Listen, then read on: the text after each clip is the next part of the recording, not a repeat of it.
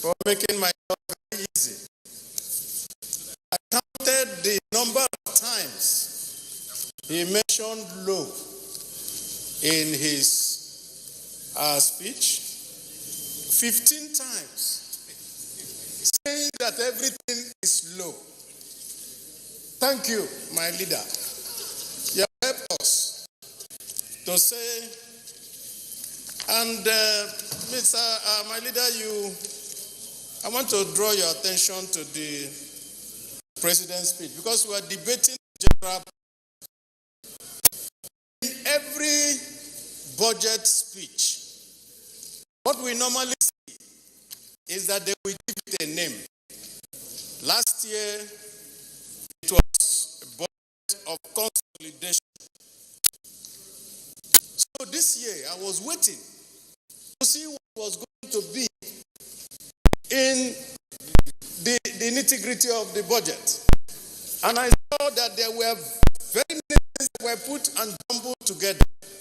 A budget of fiscal consolidation, investing in critical infrastructure, incentivizing the private, enhancing and so forth. Everything like that reminds us of what Shakespeare said. A tale full of sound and food, signifying nothing.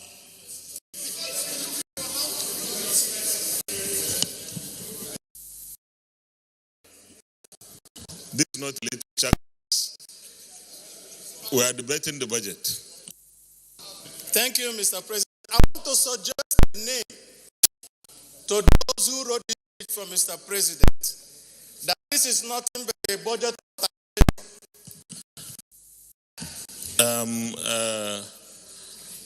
Not really. No, I just want to appeal to you that was read in the budget speech, Mr. This is based in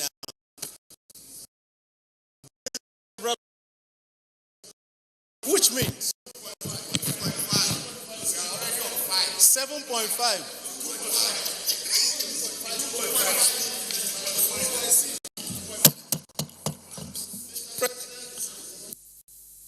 I never knew that I have too many timekeepers. But I will say this, following the lead of the state leader who mentioned 15 loans, that the biggest loan that we have. How do you talk about job creation when you invest in what we create? Debt servicing, the component is higher than capital expenditure. 2 trillion for capital expenditure, 2 trillion for debt servicing. The projected growth that they put in the budget was by President less than the growth of 2.6%. So if we look at it globally, we're still struggling. That's why I was very, very happy when the Senate leader said that we may have to take over and direct the economic policy of this government. Haven't seen that they have not done anything and they have failed. Thank you, leader, for telling us to take over. Well,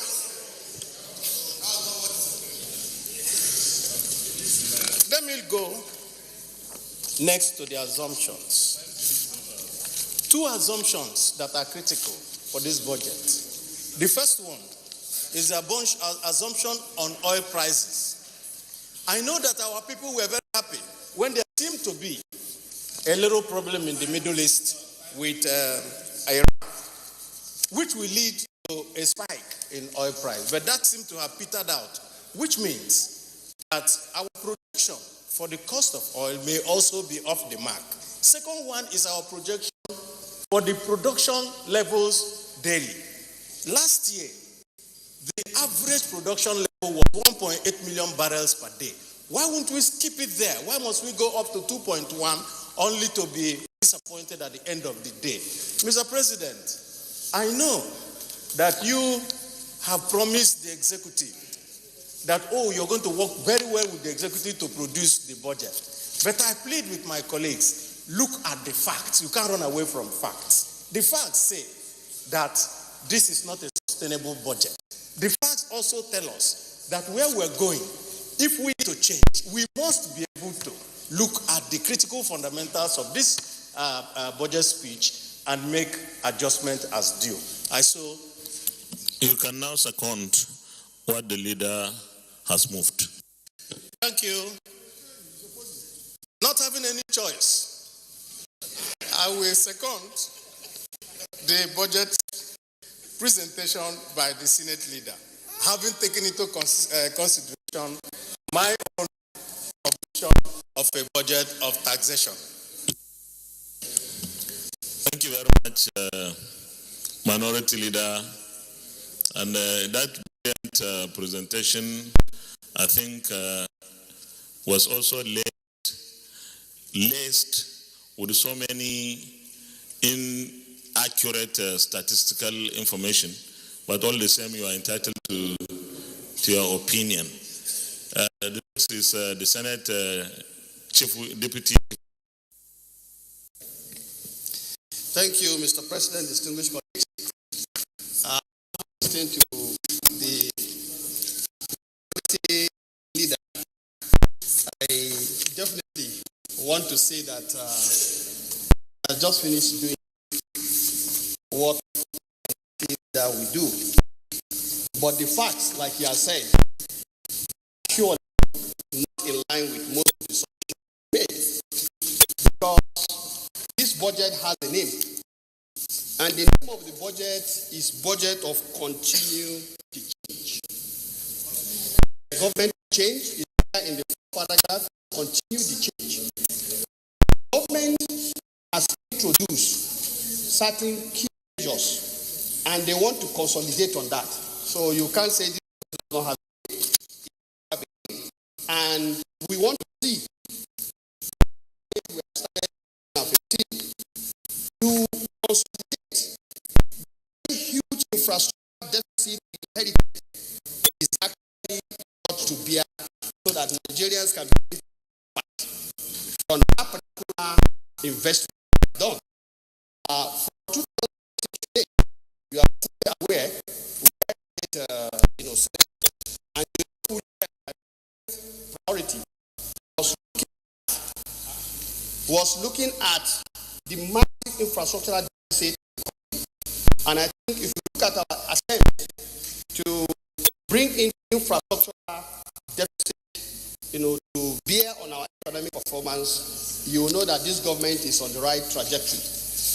Mr. President, distinguished colleagues, the major area I would like to speak to on this budget is the fact that we are looking at the changes which the finance trying to bear. And in each point, the key point here is that, matter of fact, that micro, small, and medium enterprise is the key fulcrum on which our economic activities are held. And this particular budget has adequately addressed how that can continually be sustained in terms of the changes we bring.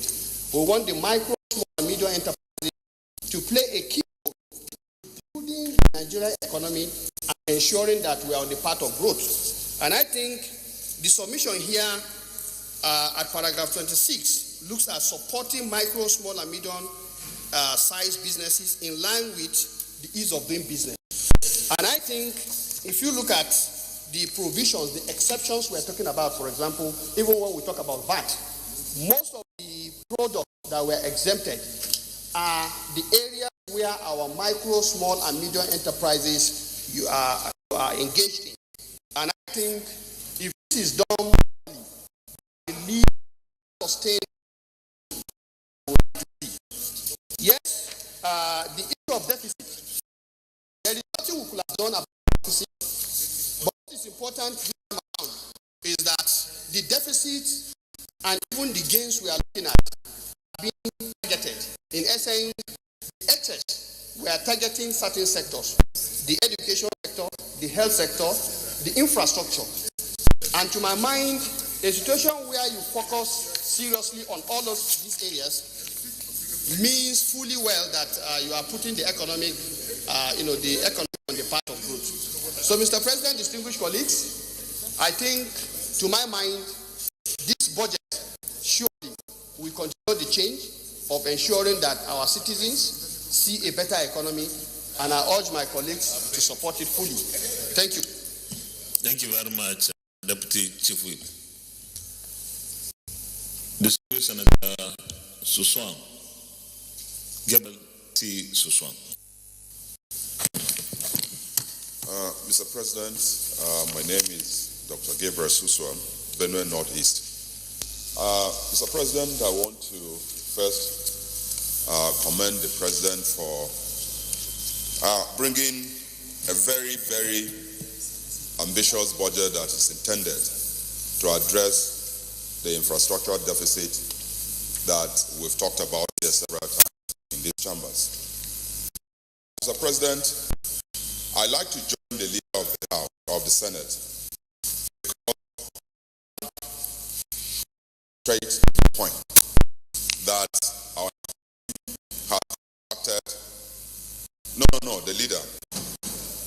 The economy has contracted to a level that this need to critically address some very pertinent issues. Mr. President, having said that, I want to look at the technical side of the budget, and I will start from where the minority whip mentioned the issue of supposed to accrue resources. Mr. President, along with the appropriations submitted by the President yesterday, is a financial bill, and that financial bill has thematic areas, and I'm worried about the one that I'm worried about. Look at the speech is on paragraph E, which is about revenue. And then why I'm worried, Mr. President, is that has 7.5% is that tend to raise revenue to finance areas of education and health. Then the same budget that we propose 2.93 GDP growth, we have taken this policy that will the economy, because if we now say that VAT will be moved from 5.7%, Mr. President, the exemption which the minority talked about very, very small, because most of the aggregate economic activities within the country are small business enterprises.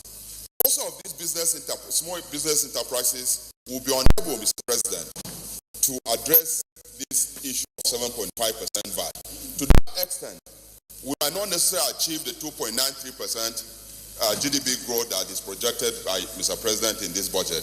That worries me.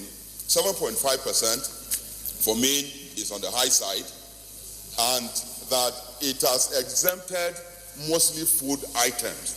There are other small-scale enterprises that attract economic activities more than this. How many of people that actually contribute to the GDP of the country? If you are targeting to raise, Mr. President, I want to say that the double will not take time, it will down a lot of businesses. To that extent, the economy will contract and will not be able to achieve the projection put here by Mr. President. Having said that, President, they would be deficit. The deficit worries me, I mentioned that before, because the deficit in 2019 was 1.9 trillion. The deficit of this year is 2.4 trillion, Mr. President. With that, there is a correspondent borrowing increase. And as we continue now, they are not saying that the percentage to GDP is just 1.5%. We'll just have a threshold of 3%. If we go ahead, because it's gradually moving up. From 2007, if it has been growing up, and it as it grows, borrowing costs. As as borrowing comes, money for service of debt is also increasing. Now it is 2.4 trillion just for and Mr. President alluded to the fact that we will be very committed to service. Now, if we continue to increase, this budget has clearly stated that it will be 1.7 trillion. That means that by the president is going to be higher than what we have now. This is clearly not sustainable. I think that, as the leader said, we need to obviously do something in this by way of legislation. Mr. President, you did very well when we passed the PSC bill that to be amended, because that will attract more money and to an extent reduce borrowing that we have. Mr. President, I also want to look at the parameters as far as it relates to the 57 and then 309 and then the 2.18 million barrels of oil per day. Mr. President, in the budget, we're told that after stakeholders met, there are 5.1 million barrels of oil per day. Last year, it was 1.3 million barrels. The average was 1.8. So I think that for us to monitor what the NNPC is doing, that are very, because this is the cost, Mr. President, of making sure that nobody knows. People know every production per day is 1.9. I've been the problem with that, and that problem because we're oil now is 57 from half a $1, and as multiplied by what we are producing, we will never track how this money is going. But if we are specific on the oil production, what is getting. Now, Mr. President, finally, I want to say the allocations to the sectoral allocation. You have to round up now. As presented by the president is good, but there are issues. Education and health sector.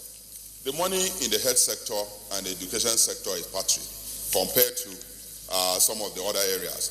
If we must address infrastructure from a holistic point of view, I think that outside of roads and power, education and health should have been also enhanced so that we be able to take it holistically as we move along. Otherwise, Mr. President, I want to say that with the cycle of the budget back to January to December, I think the performance of this budget will be better, and to some extent, Mr. President will achieve to a large extent what he set up to achieve, because this year is 58. We should be targeting to achieve 80%. And Mr. President, you will also give support to your committees in the Senate for absolute monitoring, because that is the only way we will be able to track and make sure that there's performance of this budget that we've taken so much time to put in place. I want to thank you very much. Thank you very much, Senator Barrow Jibril. Thank you, Mr. President. I am Senator Barrow Jibril, Ivory Kano North. Mr. President, let me begin by commending Mr. President, and indeed, together with his team, our government, for being able to put the budget, the proposed bill, the bill together, which was submitted yesterday. Indeed, it is the determination that we have all agreed upon that the legislature and executive should work together to make sure that the budget cycle is revised to begin in January and to end in December. I understand they did a good job. They worked very hard, day and night, to make that the presidential possible.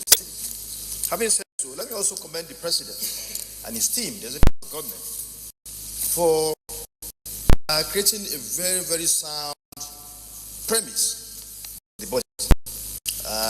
Premise which has components.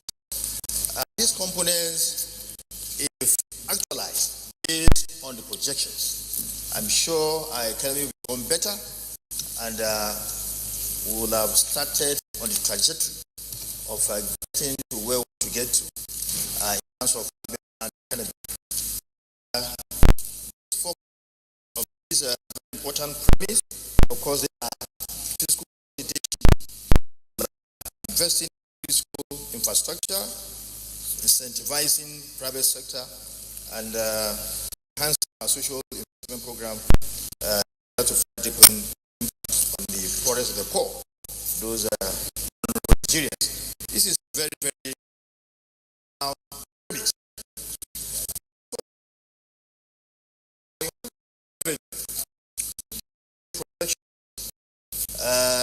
The total revenue, which is 8.155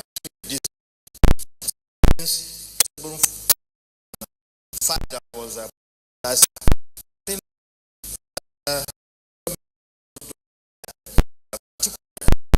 look back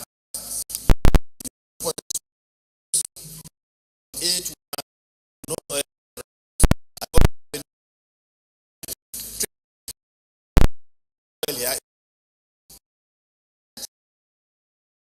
on oil.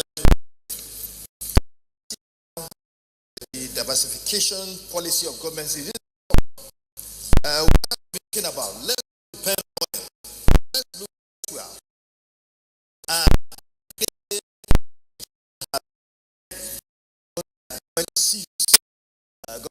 To actualize this long-term policy of the government to move away from depending on oil revenue, but to diversify our economy. I would want to say that all agencies of government that have responsibilities of actualizing these important targets should be on their toes and work hard to make sure that we actualize these important, because if you don't actualize the revenue projections, then the budget will not be implemented. It's doable. It's doable, and we must do it. And as I said, when we are passing the MTF, the finance committee, and all the other committees that are responsible, that have oversight functions on these agencies, must now work hard so that we can improve our economy. Like the assumptions that also that the government should now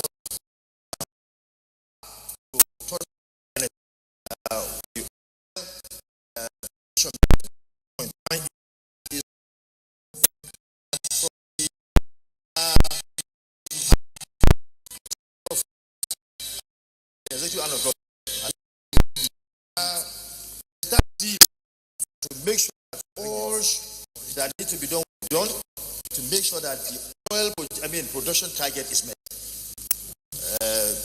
Government is ensuring peace now, total peace in Niger Delta. It has energized the Niger Delta ministry by appointing one of us who was a senator here to man that ministry. So with all these efforts, sure, there won't be problem in terms of meeting this target. The exchange rate of $3.05, well, it's also good. It has been consistent.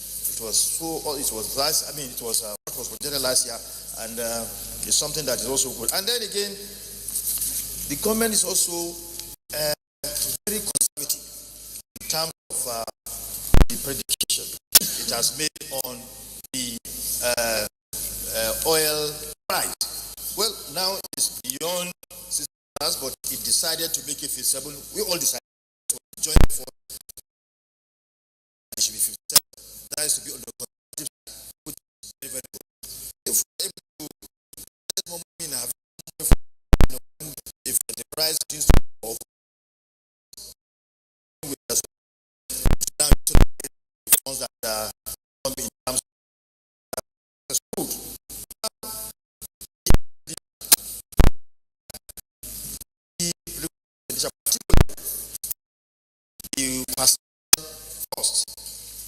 it has gone higher than last year. And the reason is very clear. It was said by Mr. President yesterday that there's a need to increase that money so that the minimum wage will be paid to workers, which is very good. And also to increase the salaries of our men and women in uniform, which is good. We are faced with problem of security. You need to enhance the welfare of these patriotic Nigerians so that they can do well to keep us safe. This is also very good. I give kudos to Mr. President for doing that. Now, the capital side of the budget. Yes, it's lower than last year because this year is 2.46, whereas last year it was 3.18. But the zeal expressed by Mr. President to make sure that the projects in the budget that are now ongoing will be fully implemented. This is very good. Let's not be so ambitious, bring in several projects that our money, that the money that is going to be available to us will not be able to take care of. So I commend Mr. President for being realistic in this regard. And that is also very, very good. Now, well, again, the overhead stand at $426 billion, naira. And again, the executive also has made it clear that we should stop spending monies that are unnecessary for the operation of government.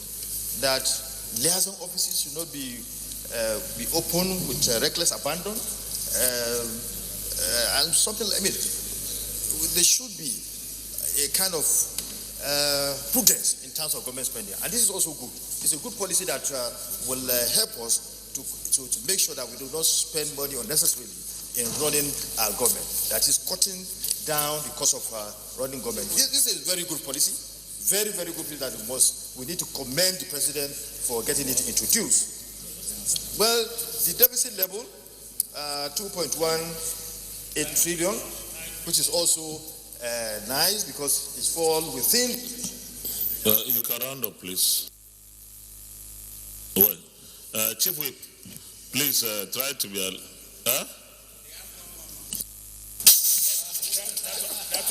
Thank you, Chief Whip. Thank you, Chief Whip.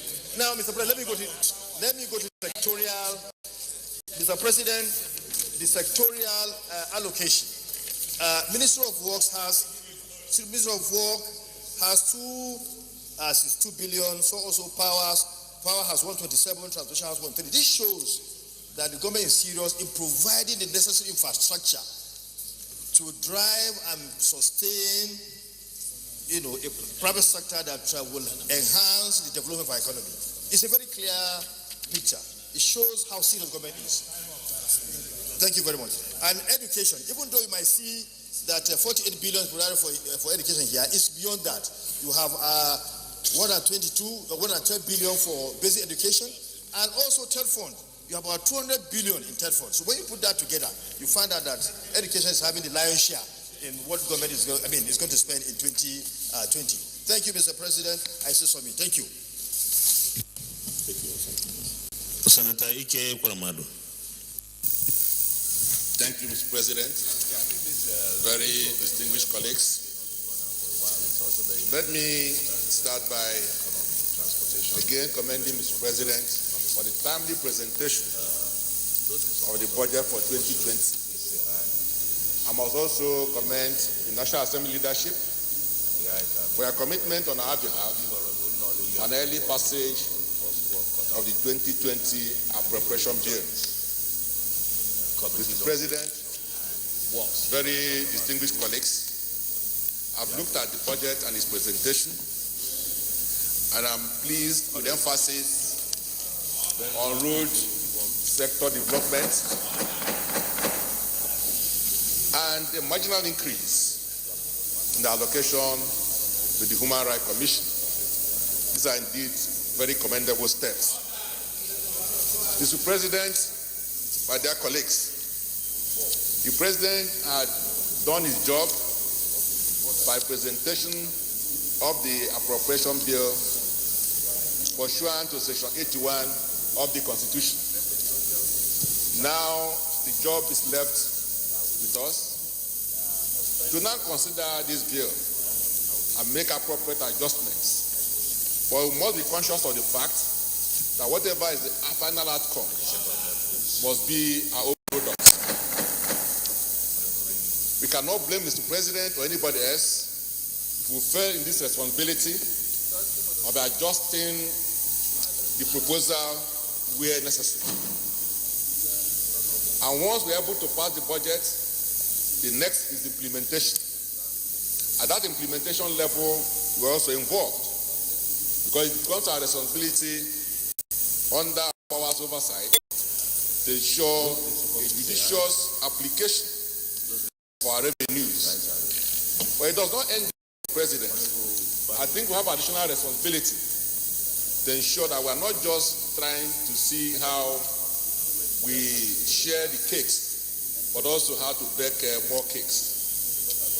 I do believe that in order to ensure full implementation of this budget, we must also emphasize revenue generation, certainly not at the expense of the ordinary people of Nigeria. While we try to increase revenue, I believe that there are other strategic areas which we need to emphasize instead of just which is the ordinary people of Nigeria. There's need for all the areas. I'm happy that the federal government is now clear on their position on IPs, that every federal government agency and the civil service of the Federation must be captured under the IPs. Chief Whip, did you say 56.5?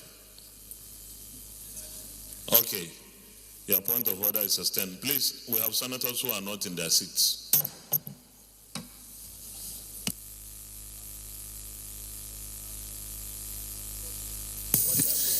Thank you, Mr. President.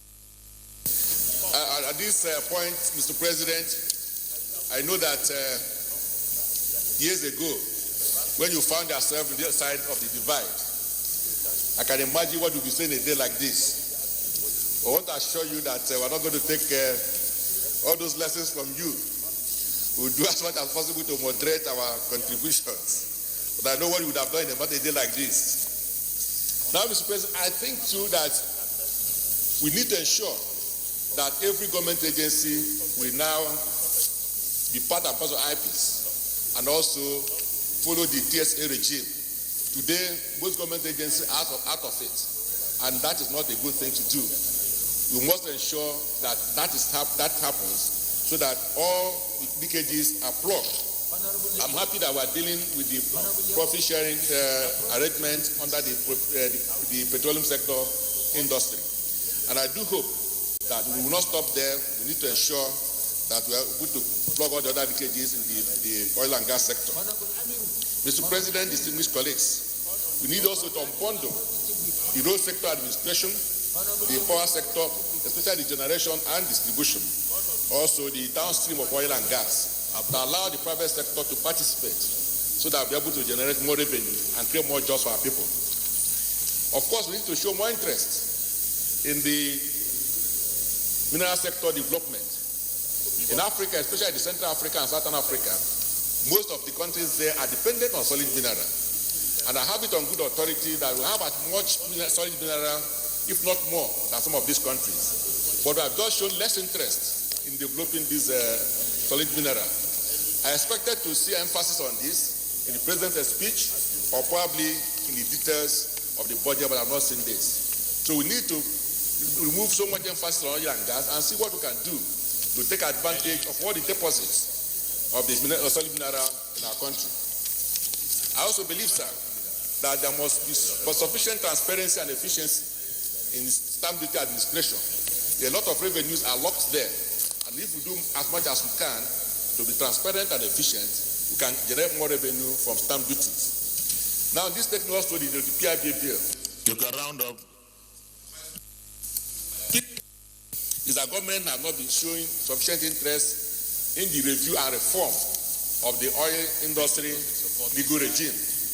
I do hope that this time they will show more interest, because those people who are benefiting from what it is now were always frustrated. So I think that you need to do something about that. The exchange rate put at 305 naira to a dollar. Of course, we know that it's not realistic. Nobody gets dollar at 305 anywhere. So for every dollar we earn, we now discover that the states, the local government, and the federal government are losing about 60 naira for every dollar, because if we are able to use the actual rate in the management of our federation account, that means that more money will be available to both the state, the federal, and the local government. And of course, I've looked at the VAT, the increase in VAT. I believe that in doing so, we should not just be listing the items that are exempted, but we should be showing emphasis on the vatable items. Because if you just do a list of those that are exempted, then more is hidden that we have been shown. Now, in conclusion, Mr. President, I do believe that we cannot continue in a situation where we spend more money in debt management than in our capital budget. This is happening for the first time, and it's very scary, and we need to do something about it. And of course, in the distribution of all the capital projects in this country, emphasis must be made on even distribution and equitable distribution, so that we're able to ensure peace, because where there's peace, there will definitely be development. So I thank you for this opportunity. Thank you very much, former Deputy President of the Senate. And you will agree with me that when I sat on that side for 8 years, I gave complete and total support to the administration of that period. And therefore, we don't expect anything less. We never criticized you until it was necessary to do so. You know, we cooperated fully. So we expect nothing less. One good turn. Senator Dr. Ibrahim Olorogbe.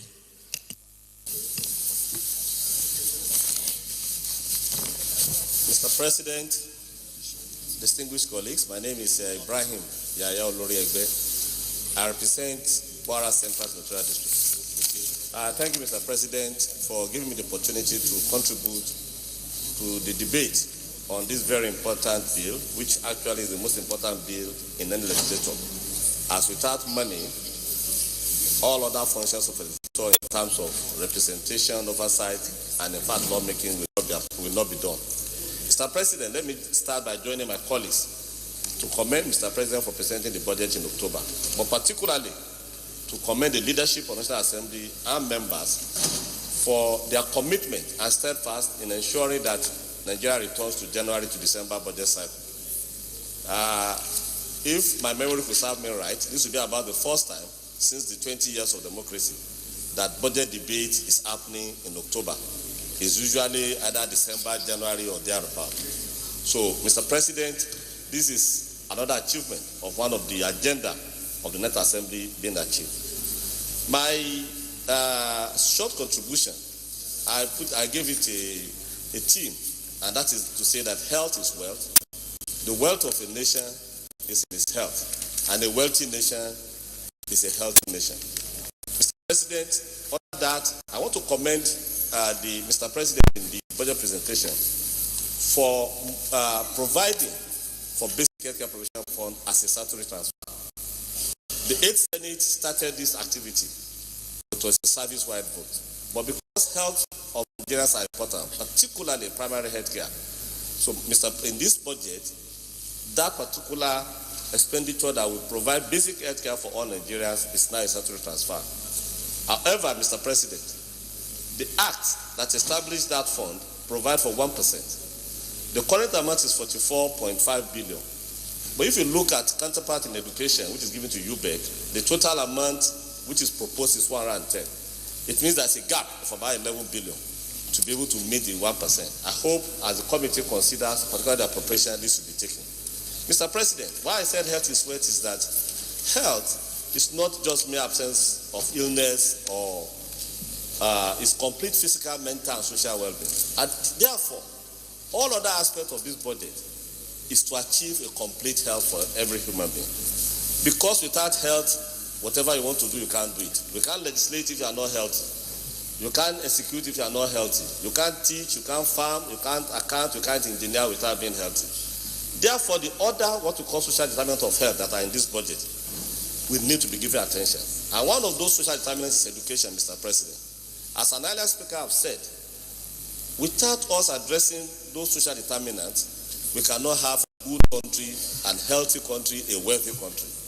Education, yes, has some allocations under UBEC, under various other items. However, Mr. President, we need to start with this budget, particularly to use the budget process to strategically see how we reduce the current over 11 million children that are out of school in Nigeria.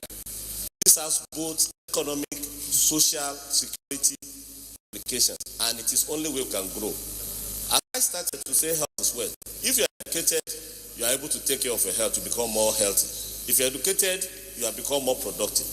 Therefore, Mr. President, as we consider this budget, it should not be business as usual. It should be to use the resources available to address strategically the issue of addressing primary education, to address all other forms of education. Mr. President, the other sectors I'm interested in is water and sanitation. I'm aware in this current budget, about 82 billion is provided for water resources. But what have we been using these resources for is what I want our committee to look at.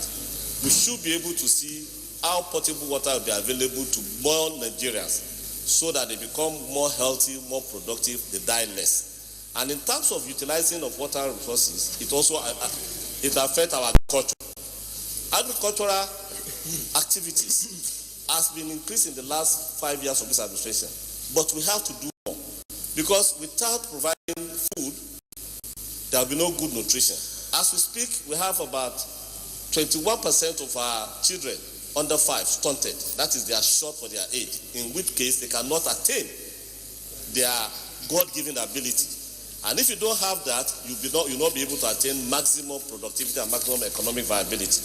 As such, we need to give importance to agriculture. But it's not about the amount of money allocated. Again, it should be how this is utilized to achieve the maximum for the people.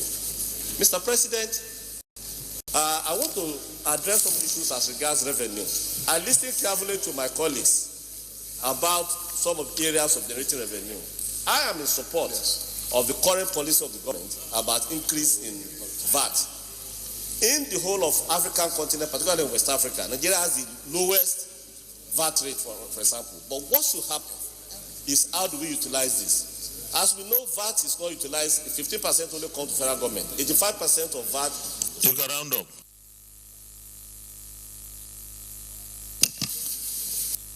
Some of the other issues about the deficit we have and the high level of debt that we currently have, we have to look into other revenue generating methods, and VAT is one of them.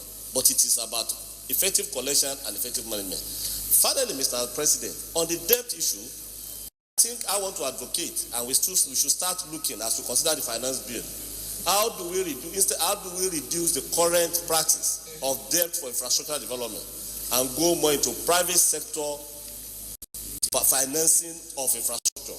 This is what is happening in many parts of the world. Thank you, Mr. President, for giving me the opportunity. Senator Muhammad Adamu Alero.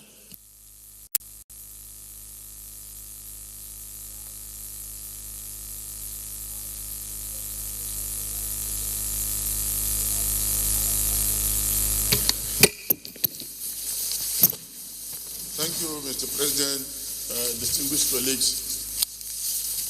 My name is Muhammad Adamu Alero. I represent Kebbi Central. Mr. President, let me start by commending Mr. President on the increase on value-added tax. We have the lowest VAT in Africa. In most countries, particularly the West Africa, they have value-added tax up to about 17%.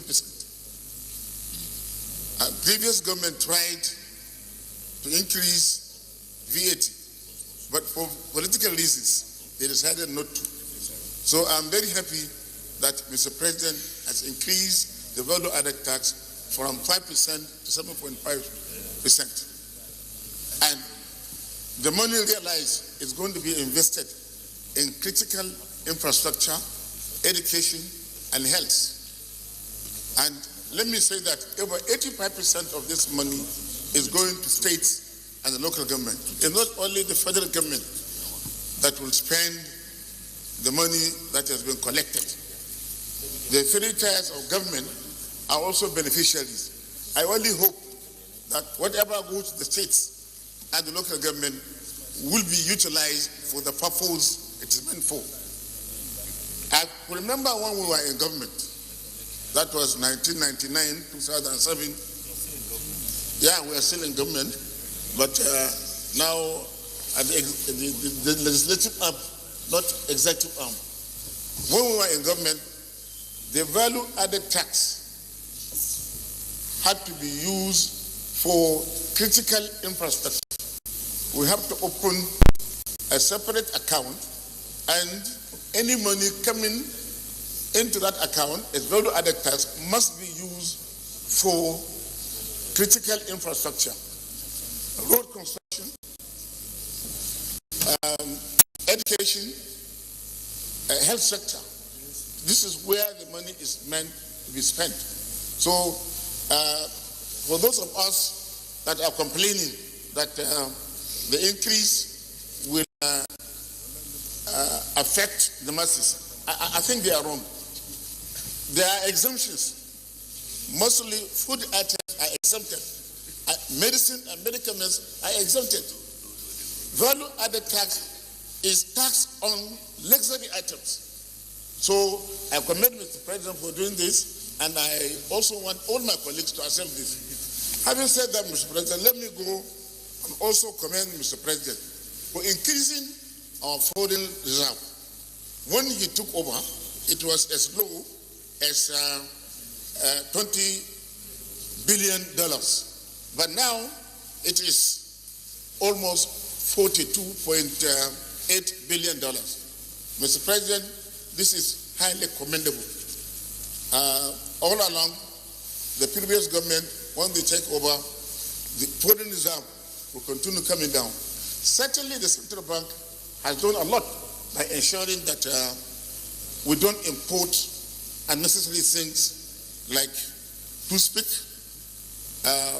food items that we can produce locally, and the restrictions is over 42 items. Recently, they added some. So this should continue. Mr. President, I want also comment on the social investment program of the federal government. It's a good program, but it should be all-inclusive. A number of us here have complained about social investment program of the federal government, where over $5 billion were budgeted last year and also the previous year. But very little has been spent, maybe because of lack of capacity. And we are not involved in disbursing this money to the vulnerable group in society. I therefore want to suggest that whatever money that is budgeted for social investment, members of the National Assembly should be involved in the disbursement to ensure that the money goes to the people it's meant for, the very poor in the society, the indigent people. The poverty level in this country is very high. Some have even suggested that it's over 80%. Of course, in the southern part of the country, it is about 35 to 50%. But in the northern part of the country, the poverty is higher. So we must monitor whatever is budgeted under the social investment program and to ensure proper utilization and prudent use of it. Mr. President, the oil benchmark, for me personally, it is very low. $57 that is projected is low. We should make it $60 per barrel. But presently, the oil price is over $70. And it's likely to increase because of the higher tension in the Middle East. We all know what is happening in the Middle East. And when the Middle East is not stable, the price of oil will continue to go up. So keeping our own as low as 57, I think we are doing a great disservice. We should utilize that $3 in critical infrastructure. And in critical infrastructure, let me talk about Ministry of Works. The Ministry of Works right now has over 400 billion that have not been paid. Work that is not done. But what is budgeted, Mr. President, is not up to half of this amount.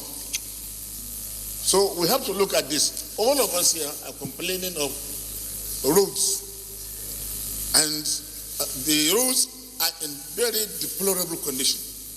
And there is no way what is budgeted can take care of the rehabilitation or reconstruction of these roads.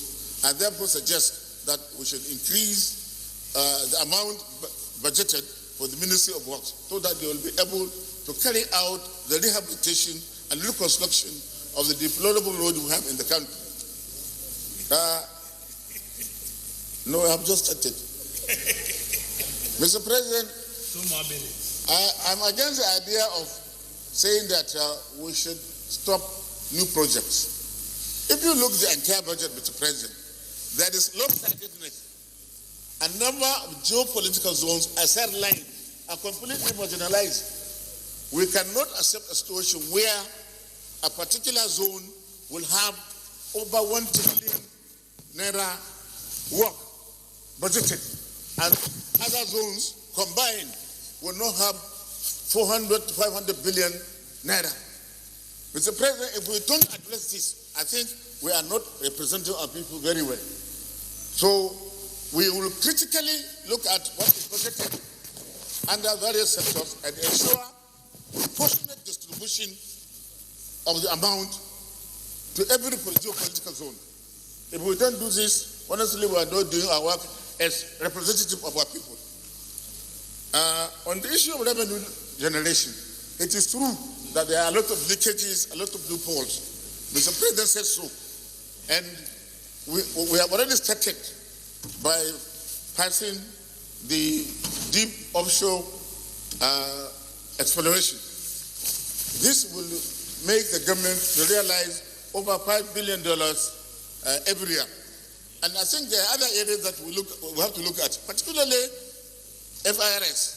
They have to widen the tax net, as said by the leader. A number of areas are not being captured by the Federal Inland Revenue Service. So if we want to increase the revenue base, we have to do that. We have to block leakages and we have to deal seriously with corruption. I'm happy when Mr. President said that punitive measures will be taken against people who float, our tax laws. Mr. President, I'm winding up. On the issue of personnel cost, Mr. President, it's too high. The personnel cost is 3.6 billion naira, while our total capital project is only 2.4 billion. Mr. President, if we want to grow as a nation, our capital projects must exceed the personnel cost. I accept the idea that we have to cater for the police and members of the armed forces for the work they are doing to protect us. But equally, we have to invest in capital projects. This is the only way this country can grow. Having taken much of the time, I so submit, Mr. President. Thank you very much. Thank you very much. Senator Buhari Abdul Fattah. Mr. President, distinguished colleague, Buhari Abdul Fattah, Oyo North. Mr. President, let me start by saying this is a budget presented by a wise man, full of sound and fury, signifying something. If you go through at page 11 of the presentation, of the Mr. President budget. You see the first four items: 2.6 billion for works, 1.2 billion for electricity, 1.2 billion for transportation, 1.1 billion for education. The first four items shows that we need to be consistent, and we are consistent about the budget. So let me pick the second item, which is power. We all know to succeed as a nation, electricity is key. If we concentrate this amount on the Mambila and use it to establish and to finish Mambila plant on our electricity, and we are able to generate what is needed for this country, we will take the country to where we ought to be. Everybody knows that most companies ran away from Nigeria to neighboring Ghana, Cadbury, Dunlop, Michelin, because of only one thing: electricity. If we are able to get them back, we will be able to excel and succeed in this our infrastructural development we are planning to achieve. That is the road, the transportation, and the moment the electricity is stabilized, employment automatically will come up, and the companies will come back, and then they will generate employment. I'm very, very impressed with this budget, and I will appeal to the Mr. President that we should make sure that we concentrate more on electricity. It's very key if we only want to. Thank you, Mr. President. Thank you very much, Senator Buhari Abdul Fattah, for saving some minutes for us. Senator Francis Ali McKenna. Mr. President, Distinguished colleagues, my name is Senator Francis Ali McKenna, representing the good people of Edo North. Mr. President, I have to commend Mr. President for presenting this budget of 2020 to the National Assembly as early yesterday so as to fast-track the legislative passage. Mr. President, there is no budget that is 100% free from criticism. It all depends on the monitoring and the oversight of the budget. Many people have commented on what to say, but for instance, Mr. President, I believe that the exchange rate of 305 is unrealistic to this our country, because the exchange, the generality of Nigeria don't experience what the official exchange rate. If you go to the central bank, you hardly get the 305 exchange rate. And you can see that the money that people are getting from for exchange rate is about 350 something, 360 per $1. Then why are we fixing 305 when we need money? If the central bank decide to increase the 305 to 320, we have more money to foot our budget deficit. Now the idea of 305 and people are now trading on their lean resources to sell the dollar at 360, and if you go out, if the bureau de change, you can never get the bureau de change, you can never get the exchange rate at 305. Why are we fixing it at 305? To get more money to central bank or to get more money to the businessmen who operate the bureau de change? Mr. President, I believe that this exchange rate should be uniform. For instance, if the central bank is selling 305, let them jack it up to 320. You can go to central bank to get exchange rate at 320. If you go to bureau de change 320, then we have a uniform exchange rate. Then you see that things will go down where instead of people trying to make the common people of this country. Then too, Mr. President, I disagree with my colleague who said the money given to the money to Ministry of Works is too small. It's even too high, because if you manage what is given to the Ministry of Works, 200-something billion, it's not a small thing. But the problem is people want to hear fantastic budget, 20 billion, 20 trillion budget. What is the release? The best thing for us to do is to look inwards to see that if we can afford, if it is 10 trillion, as he said, if we can afford it, development will go all over the country. But you now see that when it is 10 trillion and maybe probably the fundage is about 2%, then people will cry. And I agree with Mr. President, who said all the projects, all the ongoing projects will be completed. There is no need to go on to establish new projects when the critical project established has not been completed. In other words, we are just dancing. For instance, if we complete this project this year, then the other year we can start a new project.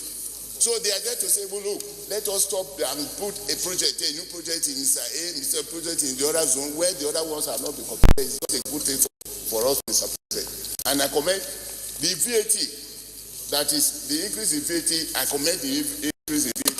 If it is going to be used for the good of the common man, because the VAT is for the rich. And if the president even said any company that is not producing more than 25 million is exempted from the VAT. The VAT issue, we add value, we have money to the budget so that we can realistically fund the budget. What is important is funding. If we can look inward to block all the leakages, then we have money to fund the budget, and the budget will be robust for everybody. Every Nigerian will be proud of it, Mr. President. I thank you for this. Senator Olubimi Adetumbi, Prof.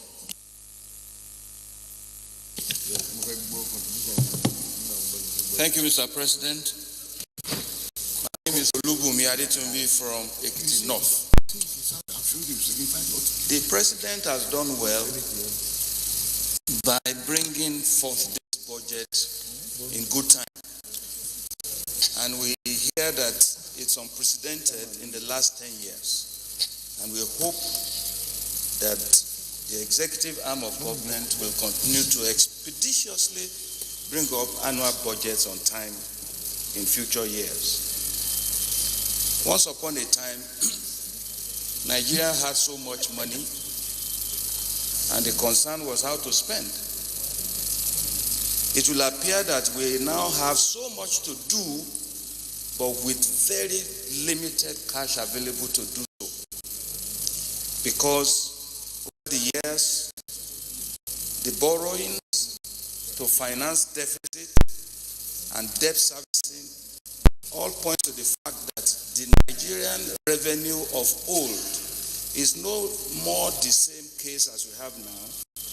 And the fundamental challenge of our budget in these days seems to be the deficit of our revenue projections.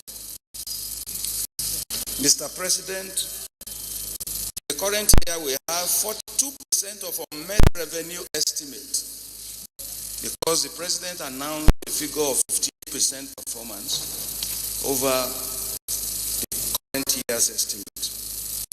And as of June this year, the President reported that the country was already in 1.35 trillion deficit as of June, which means there may be more for the rest of the year.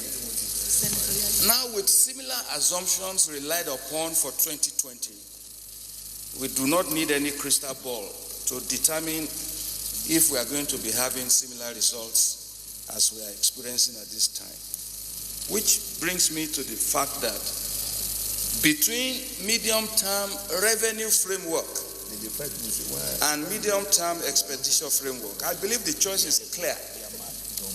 What should be the driver of medium-term fiscal projection? Because once we are able to fix revenue, expenditure becomes easy and less burdensome. Otherwise, what's the point in having annual plans and the pain of underperforming budgets that is largely caused because of revenue shortage and other systemic and procedural challenges that seems to beset our budgets in recent years? The President, in his speech, paragraph 63 to be precise, said that the country will be returning into economic development planning.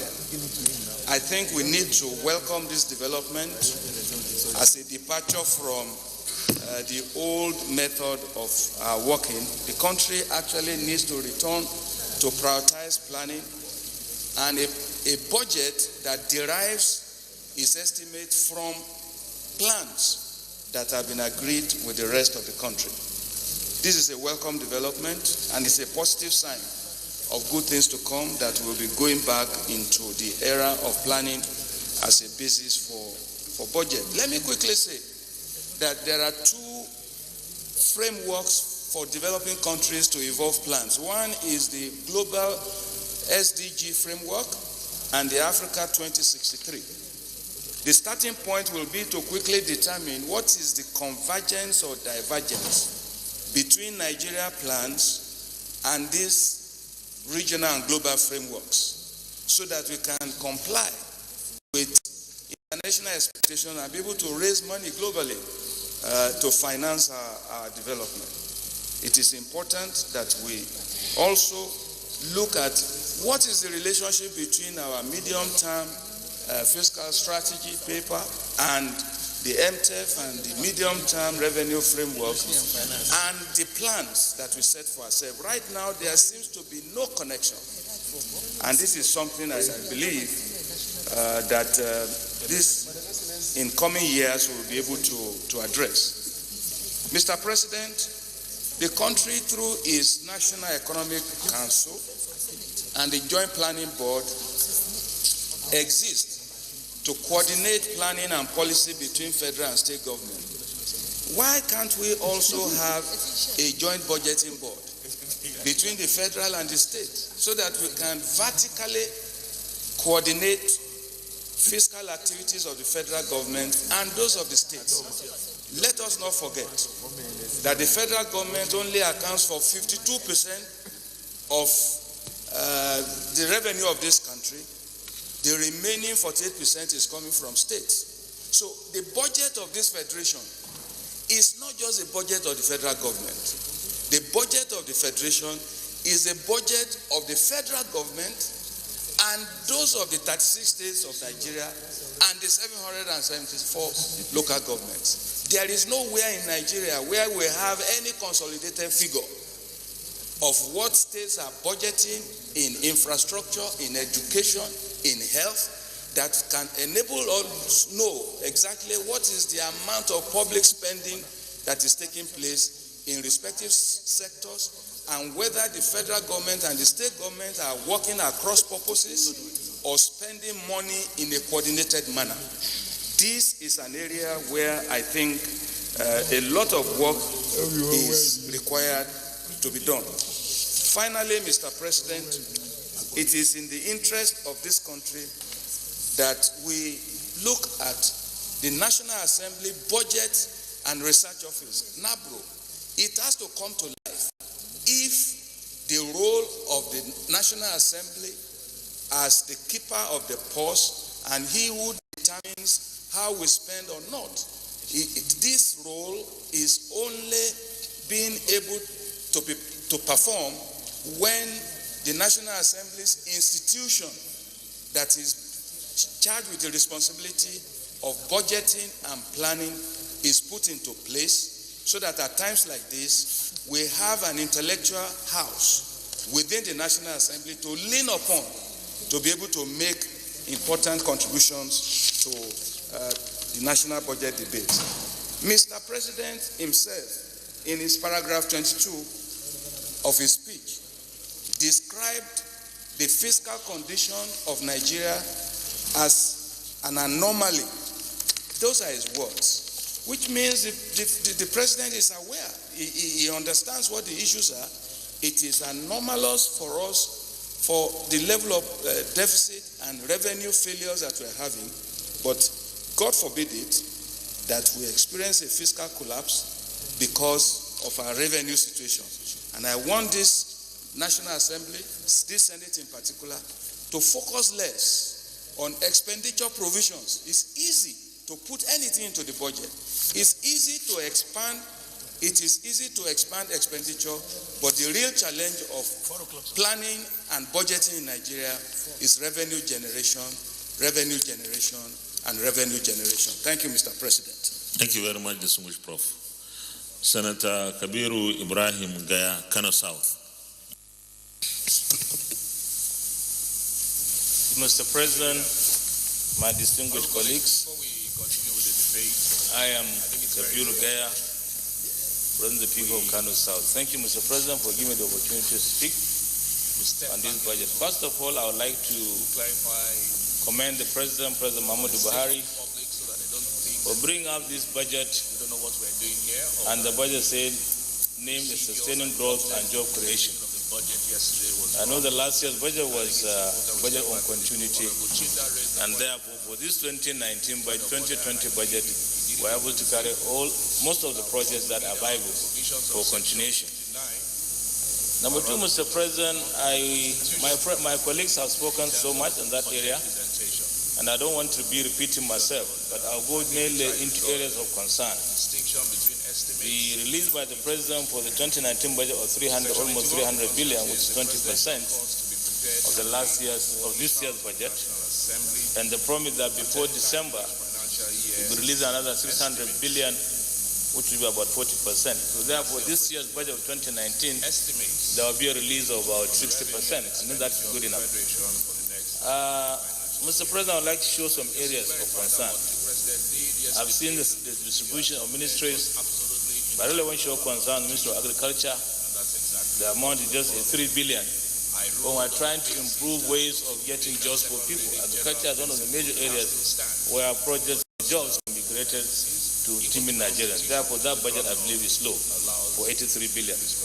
The water resources budget also, where we could do clear lands, allow people to go for improve their farms and so on, is only 82 billion. I think there needs to be an improvement on that much. Mr. President, I'm also very much concerned on the budget of also Northeast Development Commission. It's reading to 38 billion, which is extremely very low.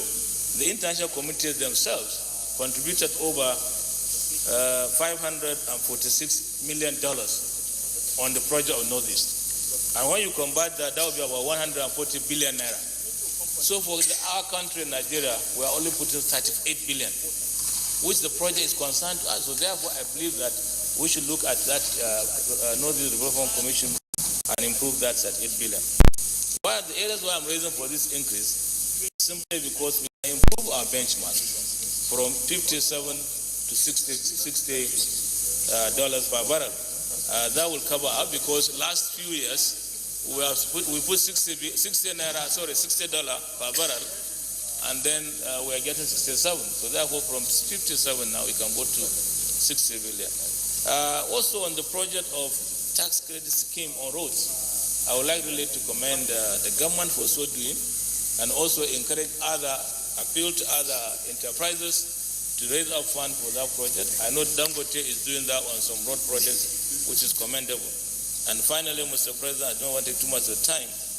The payment of local debts should be much concerned really on the issue of local contractors so that we can boost our economy. Thank you, Mr. President. Thank you very much, Your Excellency.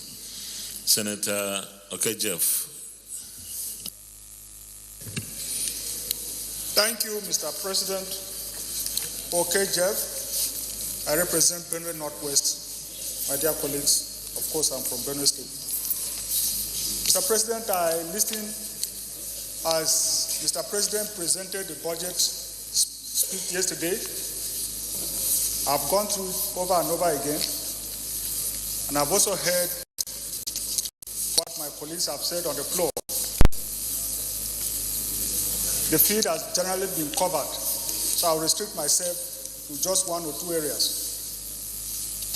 As somebody who is from Benue State, which has been tagged the food basket of the nation by Nigerian state, I was naturally excited when the president said that agriculture was going to form the fulcrum, the epicenter of diversification away from oil. And I have followed progress in that area. And so I was expecting the president, considering that we don't have a State of the Nation address annually in this country, we have come to expect the president to make pronouncement whenever he's giving his budget speech. And so it was a loud silence when at the end of his speech, I heard nothing said in that regard. And I'm concerned. If nothing else, at least should have reaffirmed that that still remains the position of this government. You cannot divorce a lot of things. For instance, Benue State, and when I say Benue State, I'm speaking for a lot of other places in this country because insecurity has overtaken a lot of areas in this country. If you go to Benue State, for instance, you find a lot of people living in IDP camps. 80% of the Benue population is engaged in one form of agriculture or the other. And so, if for nothing else, I expected reassurances in the area of security and also reassurances that agriculture still forms the bedrock of the diversification policy of this regime. I thought I should say that. The point has already been made, but I need to re-emphasize it here again, that this is the first time that we are having debt service.